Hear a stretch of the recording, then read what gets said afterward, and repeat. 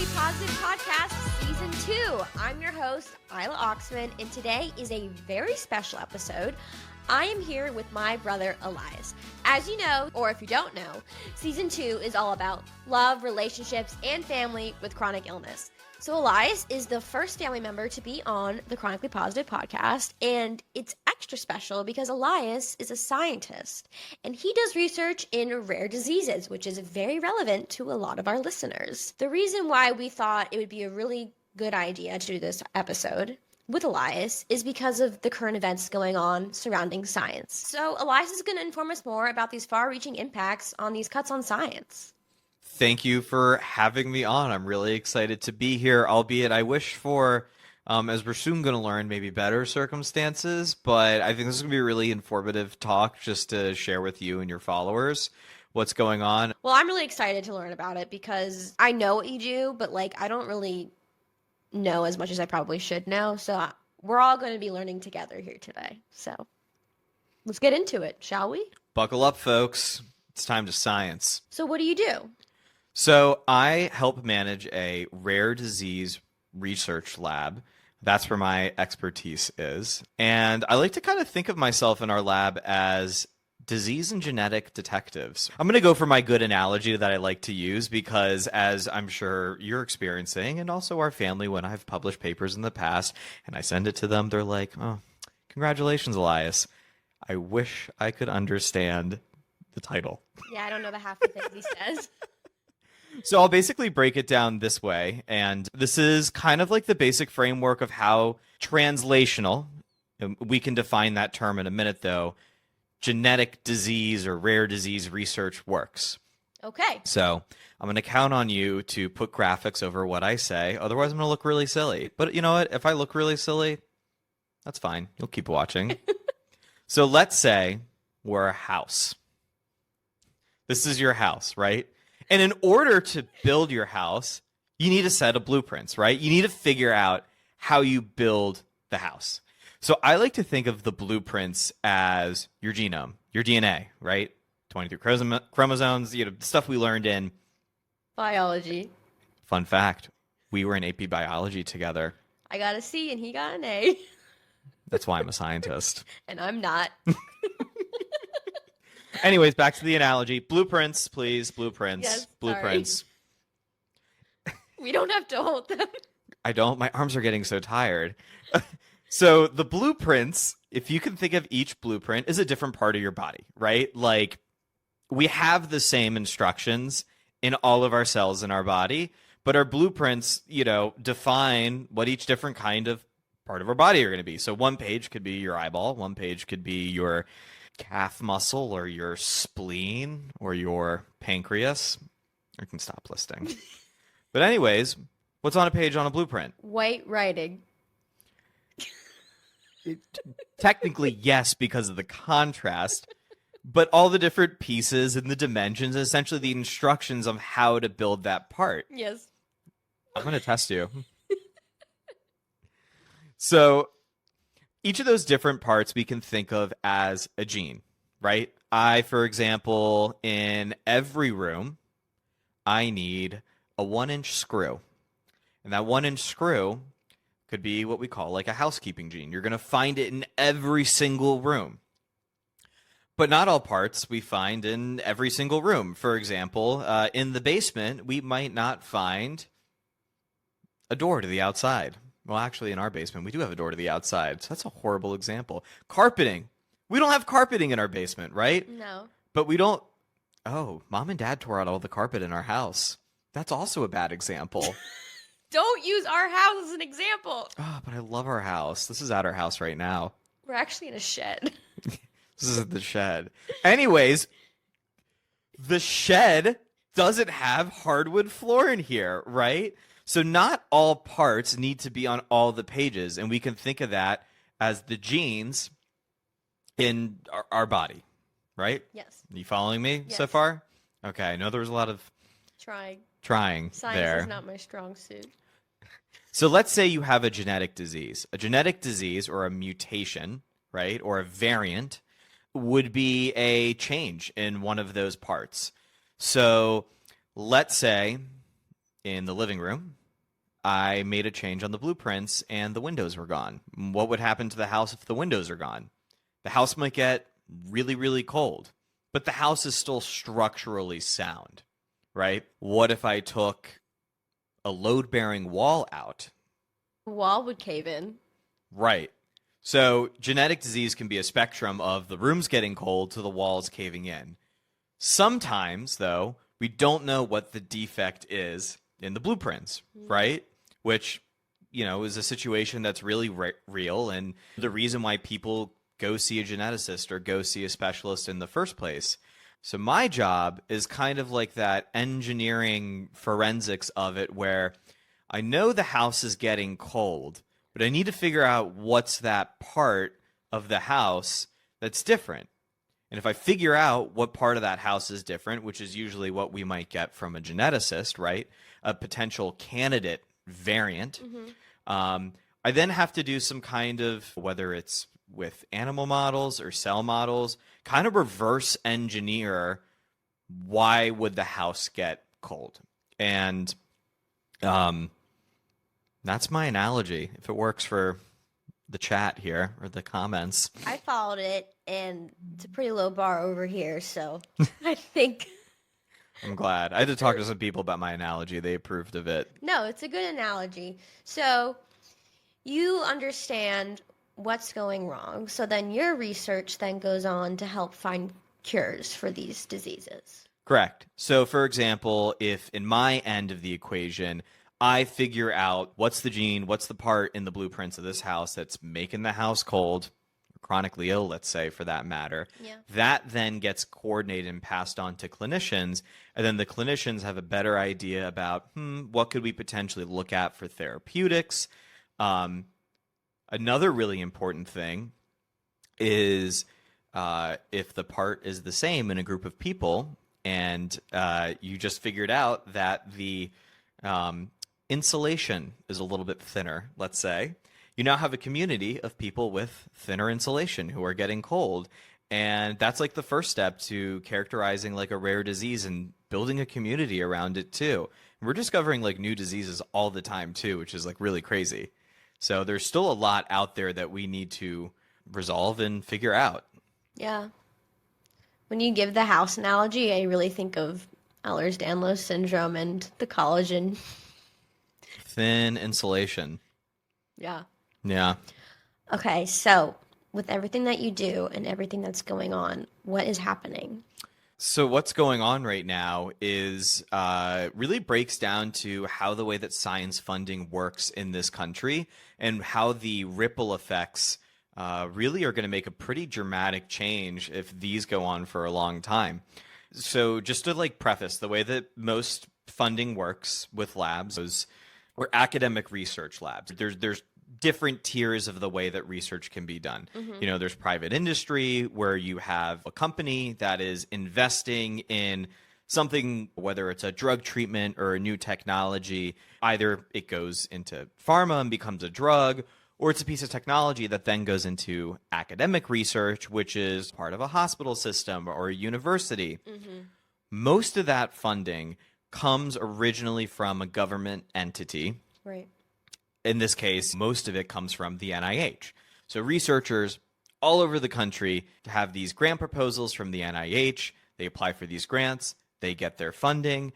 And the funding allows us to pay for scientists' salaries. It allows us to pay for the cost of doing experiments. And also these grants help spur innovation. A lot of them are kind of like calls to action about certain things. So what's been happening recently is kind of a crackdown on what the breadth of grants that are available that there are, but also the funding structure. So one thing that was really big and spurred, if any of you listeners saw or heard or even went to the Stand for Science event that went all over the country, was really tailored around indirect costs, if you've heard of that term. So indirect costs are really the definition of what keeps the lights on when it comes to science. So academic science, translational science has to rely on funding because you're not really marketing a product on the other side, right? Like knowledge gets translated, hence translational science, and then goes to pharma, goes to tech. So how does a research institution pay for the buildings, pay for all the support staff? Because research labs are pretty cool buildings. They're pretty neat. And so anyways, most institutions have a negotiated rate with the NIH, the National Institutes of Health. So recently, they decided to cap indirect cost rates at 15%. Oh, wow. That's big. Yeah. And really what that means is the rate is an additional tax that the NIH will pay an institution to essentially subsidize their operation. So if I apply for a grant and my grant is $300,000, repeats over some odd amount of years, and my university has a indirect cost rate of 60%, I get 60, or the university, the university or the hospital or whatever, they get 60% of that 300,000 additional. So I, the researcher, let's say, get 300,000, but then they get 60%. So that's what? $180,000 in our theoretical example. So that $180,000 pays for the building mortgage, pays for the utilities, pays for the people to clean and do like environmental cleanup and maintenance so we don't pollute our environment. Super expensive microscopes and super expensive microscopes CRISPR and CRISPR and laser beams. Just kidding. There's no laser beam. Well, no, there's definitely laser beams. I've never seen laser beams though in my time. In your time? In my time, which is a short time because in my day we used laser beams. You know what they say? 3 laser beams and it's a party. So what about my laser beams? We were talking about what the money helps. Oh, yes. So, right, in our example, 60% of my $300,000 grant means that I, the scientist or the researcher, gets $300,000 and the institution gets $180,000. Well, if you cap it at 15%, all of a sudden the university or the hospital only gets some mathing in my head. Not enough. Anyways, not enough.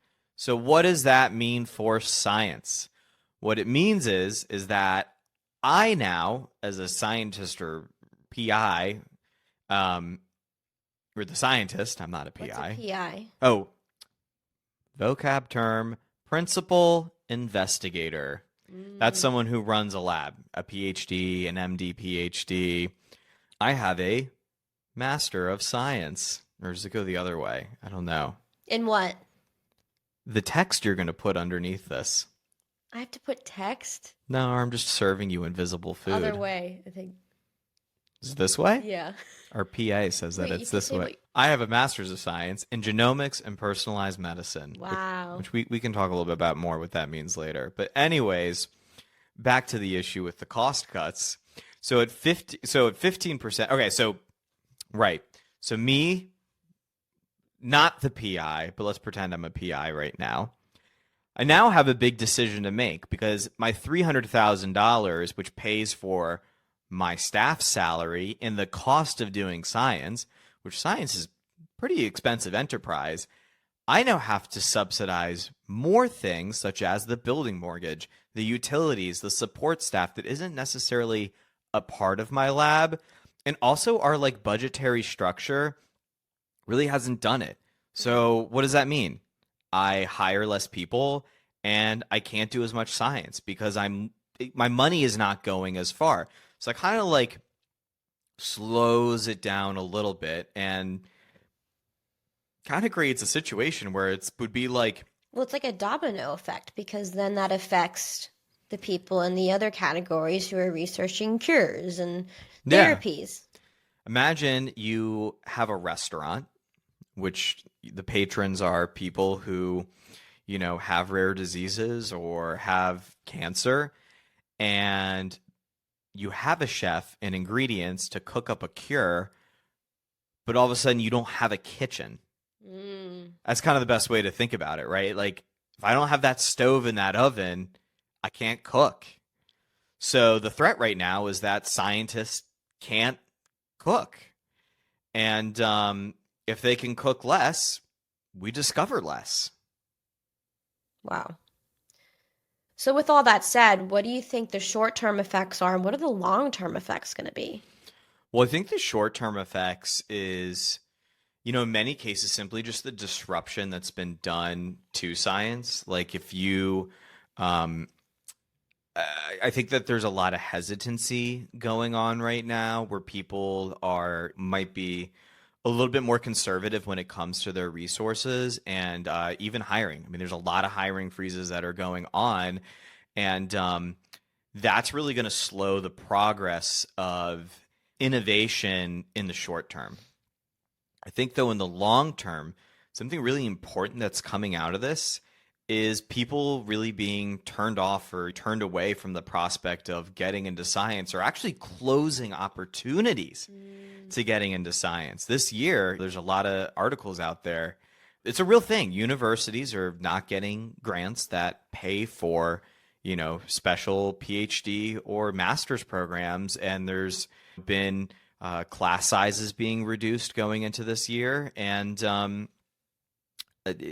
programs just shuttered for the time being. It's so interesting because there are like these universities where it's like they're very STEM, they're very science oriented. What's going to happen with those? I don't know. Like if you close or stop a PhD program because it's, based on federal funding, and you can't have those people like entering these professional roles, whether it's like biochemistry or epidemiology, you kind of lose the next generation. And this I feel like it affects our physicians as well, because there's science, Oh yeah, pre-med, you take all these biology classes, these chemistry classes, and all of that.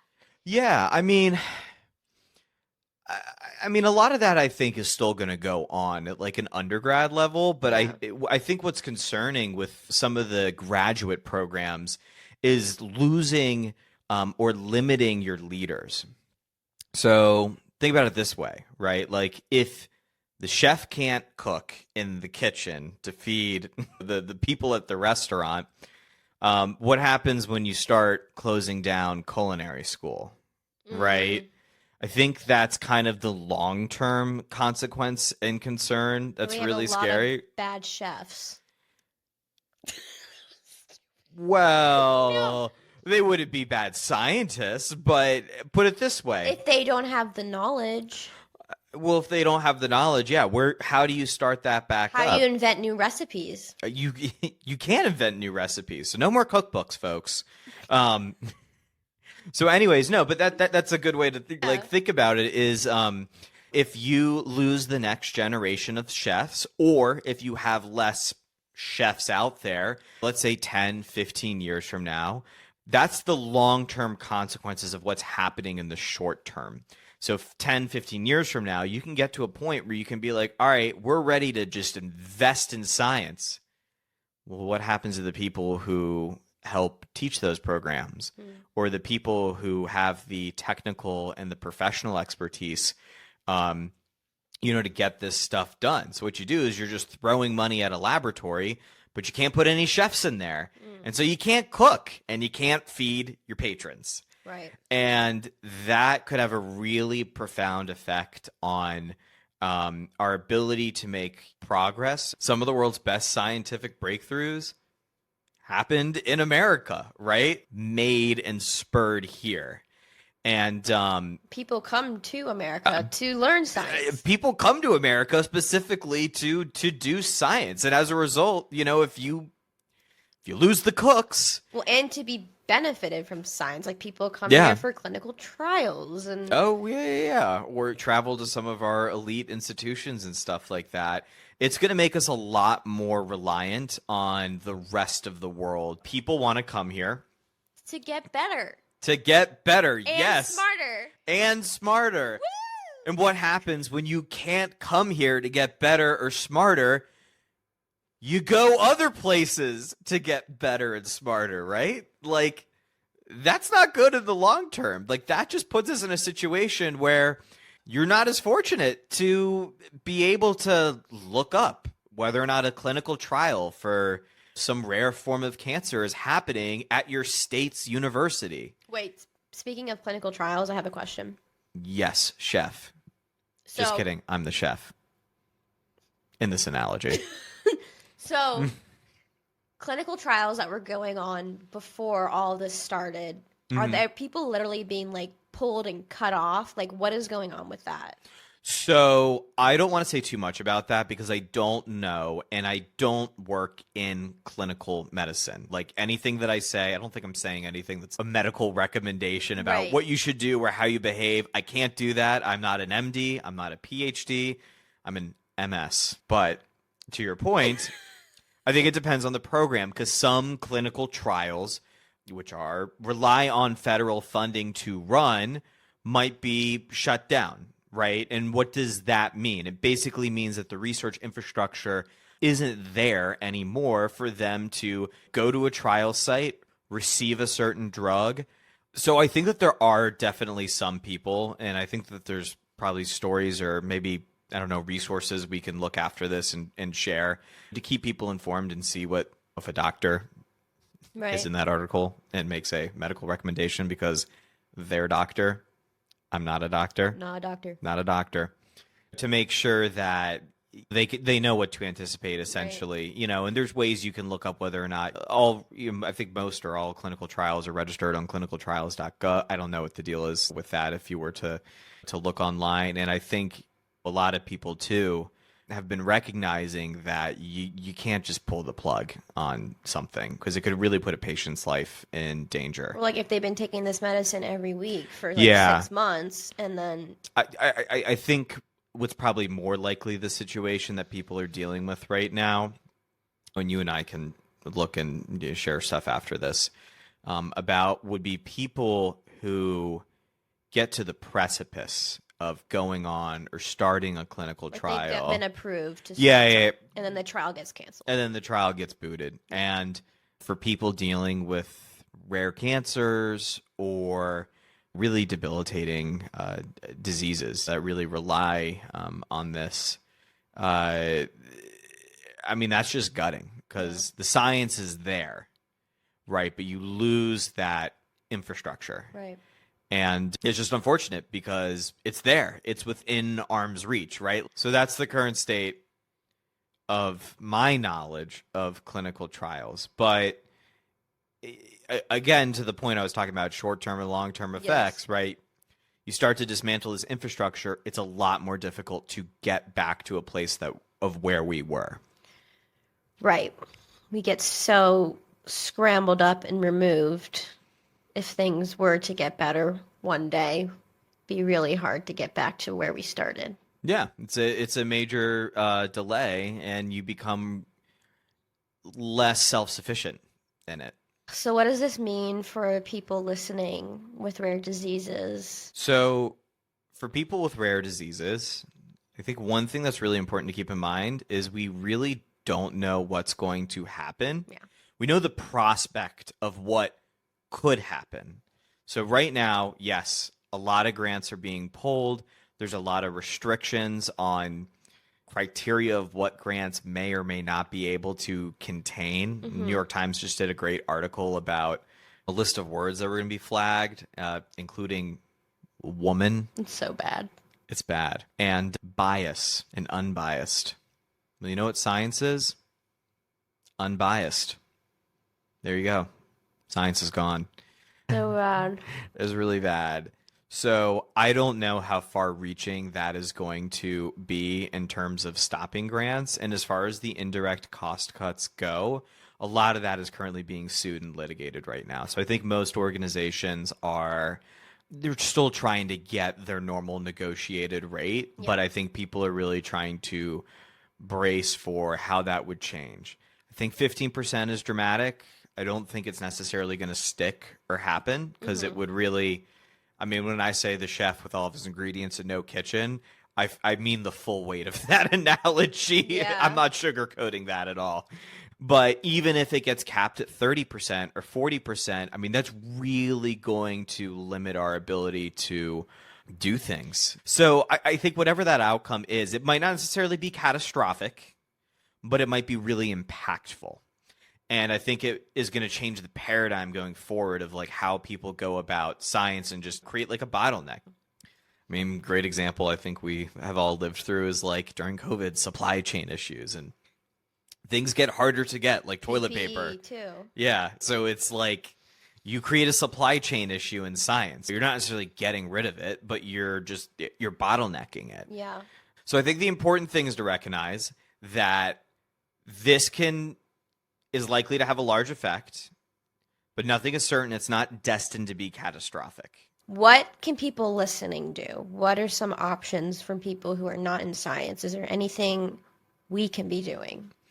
Yeah, I think biggest thing, honestly, is probably just staying informed. I mean, these are not small things that are happening, right? Like these are real people losing their jobs.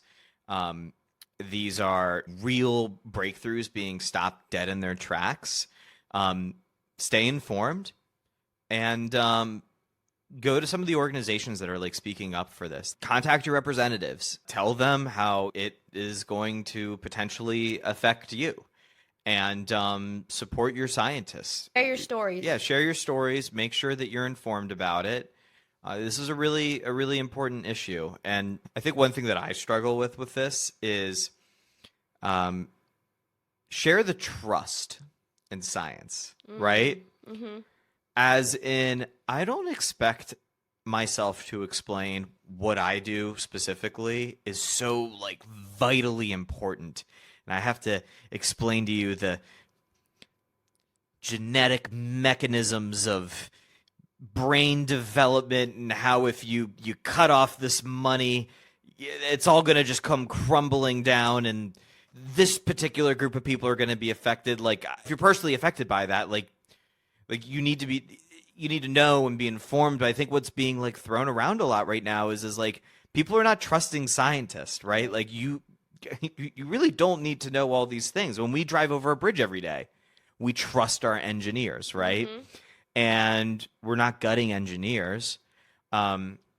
So you don't have to explain and justify or every little thing, but just figure out how to get the trust. And maybe figure out, for the people in your lives, where's the distrust coming from? Because you want to be able to bring back the trust and just in the faith in science. We do really cool stuff, and we do it because we're curious and we want to make the world a better place. Right. And people healthier. There's no maliciousness in evil science. No, I'm a mad scientist. Mad scientist. But mad and evil aren't mutually exclusive. No. Wow. That was a lot of information. A lot of information that I didn't know. Maybe do you have any comforting words for people who are freaking out? I would say that my comforting words is the scientists are mad. We're all mad scientists right now. And I think one thing in the greater community that's been really interesting and I think exciting, to be honest, is how engaged and networked and vocal the community is getting. Mm-hmm.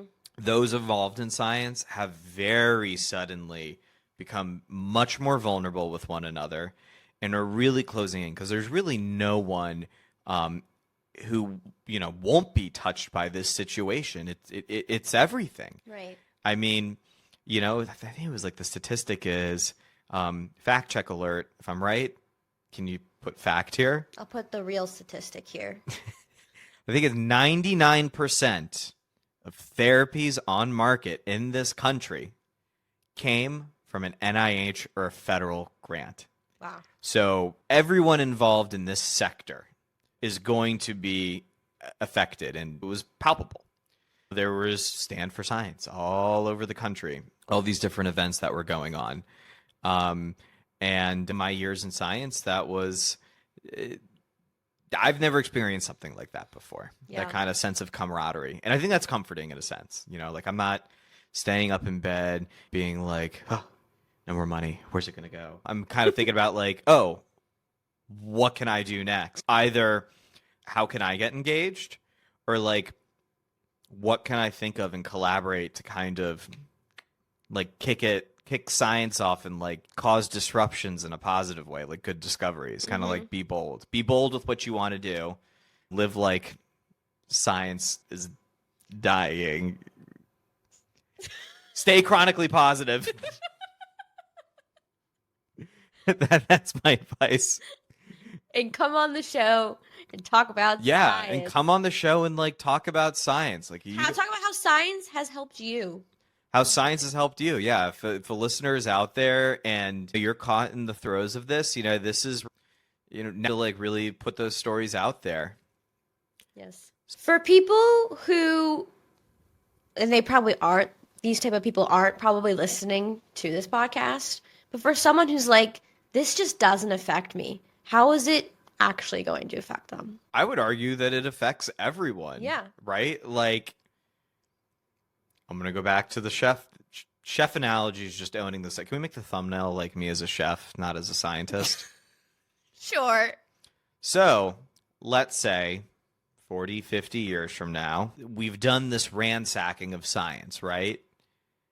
We are so close to, literally blasting off into the next era of the ability to create therapies and cures for everyone.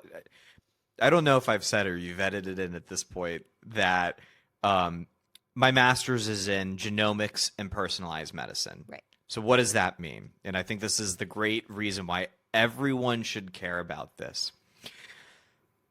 What I have learned in my expertises or research angles is trying to understand about what makes you, and how can we create new technology, whether it's therapeutics or diagnostics or long-term healthcare plans that are tailored based on the data of you, your blueprints, right? That's really the most effective medicine because it gets to the core of what is wrong about you. Right. What's wrong about you, or how can we prevent you from going wrong? If we figure out that the house's foundation is sinking, what if we can figure out a way to go back 20 years in time while we have the chance to support the house so you don't have to worry about it sinking, right? Like, that's an important thing to know. And that's really going to reduce the burden of health that people experience in this country, whether that's cancer or ALS or POTS and EDS, right? Yeah. I think what I always say is like, you can become disabled or sick at any point. No one is invincible. At any point. And I started talking about the chefs again, but we're bringing the chefs back in. So it's 40, 50 years from now. We're on the precipice of having healthcare for you, right? Like the whole thing is for you. And you need a chef to cook. And in 40 or 50 years from now, if there's a lot less chefs, whether they're not trained as well, simply not there, or not as many to go around, doesn't matter how much money you have, you can't cook, right? So if you think this isn't going to affect you, it will. In some way or another, at some point. I hope it doesn't affect anyone, and we all live healthy, wonderful, beautiful lives, frolicking sunshine, with sunscreen. SPF, science. With SPF is because of science. And do all the things to keep ourselves healthy. But yes, inevitably, some of us are going to get unhealthy. So if research stops, how hard will it be to restart science? So I think that kind of comes back to the short-term and the long-term consequences that I was talking about. I mean, short-term, if infrastructure kind of like collapses in a way, right? Organizations sell off their properties, they fire their staff, you lose the space for science, let's say. You got to get that back, right? Yeah. So you got to do that, and then you got to staff people, and you got to get the kitchen back, right? A lot of rebuilding. In the long term, what I was talking about with the chef, or not the chef analogy, oh God, the chefs, with the graduate school situation, not having as many chefs, you're going to have empty buildings, right? Like, that's the long-term consequence of saying, again, we're going to throw all of our money back at science again. Who's going to fill it? You're going to have an empty, brand new lab. Right. You might not even, because you might not know how to put the lab together or know what you want to research, right? Like, it takes someone who is kind of dedicated to this idea of service and curiosity who wants to start it up. So just saying we want to restart research could be a loaded question, right? You're going to want to have someone who wants to do it. Right. Oh, boy. Yeah. It sounds like it wouldn't be impossible, but it sounds like it would be a lot of work and take a lot of time. Yeah, I think the moral of the story here is really just the disruption to it. Yeah. If we're running right now, why would we decide to start crawling all of a sudden? Why are we going to regress? Yeah, why would you do it? I mean, crawling's fun sometimes when you go into a crawl space and the ceiling's too tall and you're like, oh, this is a cool place to hang out. If you have really bad knees due to a genetic rare disease. Yeah, thin insulation. It's not going to work out for you very well. No, exactly. All right. Wow. That was a lot of science for one day. The science is still sciencing, and I want to make that point, and I think I've made that point. But yeah, look out for science. Keep science in your heart. Keep science in your hearts. If you see a scientist, thank your closest scientist. Thank your closest scientist. I was going to say hug them, but you should ask first before you hug them. Yeah. All right. Well, thank you, Elias. You're welcome. Well, thank you for having me, and keep the science faith. And trust science. Yeah, you're going to see me. I don't know if I'm going to do season 3. I might do season 4. What's season 4? Oh, I'm already planning it for you. It's like Crash Course meets Magic School Bus meets Bill Nye the Science Guy meets Fantasia from Disney. Wow. Sounds like a lot of special effects. That's a wrap for this episode. Thank you so much for tuning in to this episode with my amazing brother. I hope you learned a lot about science and what's currently going on and how important it is that everyone is informed, because as we've learned, it will affect everybody. If you enjoyed this episode, please make sure to rate, follow, subscribe, whatever platform that makes sense for you. Like for science. We'll be back next week with another awesome guest. Me again. More science. Science rules. Anyways, thanks for having me, Isla. You're so welcome. Let's go eat some Peruvian chicken now. Is that what we're having for dinner? Yeah, Dad picked up. Woo! Anyways, we'll see you next week. And remember that your journey matters.